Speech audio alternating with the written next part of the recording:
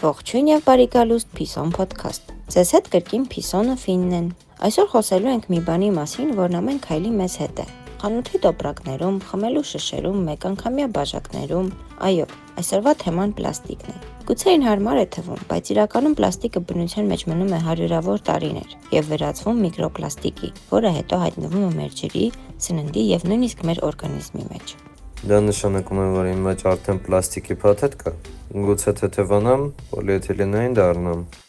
Չէ, դա այնքան էլ ծիծաղելի չի։ Միկրոպլաստիկը կարող է լուրջ վնասել առողջությունը, իսկ մենք կարող ենք դա կանխել, եթե սկսենք օգտագործել բազմակի օգտագործման վերօգտագործվող իրեր։ Լավ, հիմա դու ուզում ես, որ ես առանձին շիշ պահեմ, պայուսակել ինձ հետ տանեմ, ջրից բաժակն էլ հետս վերցնեմ, մի քիչ բարդ չի, շուտով կդառնամ շարժական խանութ։ Սկզբում դա բարդ է թվում, բայց իրականում սովորություն է դառնում։ Խանութ գնալիս միշտ նույն կտորե պայուսակն ես վերցնում։ Ջրի շիշը լցնում ես տանը ու հետդ տանում։ Մեկ անգամյա իրեր գնելու կարիք էլ չի լինում։ Այսինքն ես դառնում եմ էկոկատու,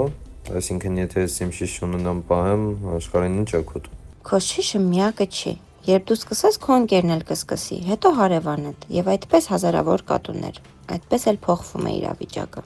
Դե հա, կփորձեմ։ Բացի այդ, մեր մեջ ասած էկոիրերն ավելի գեղեցիկ ու գրավիչ են։ Համ գեղեցիկ իրեր կունենամ, համ էլ ինձ սուպերհերոս կզգամ, որը փրկում է աշխարհը։